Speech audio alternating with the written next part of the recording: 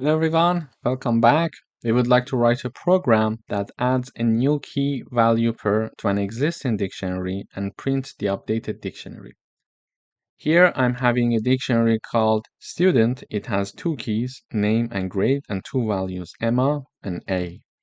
And in order to add a new key value pair, we learned that we can type down the name of the dictionary, and then in brackets we type down the name of the new key. And then on the right hand side, we type down the associated value. This is how we can add a new key value pair to an existing dictionary for a student. The name of the dictionary, the name of the key, and the value on the right hand side. Then we are going to print the student dictionary. So when I run this code, I see name Emma, which was there already. I see grade A, which was there already.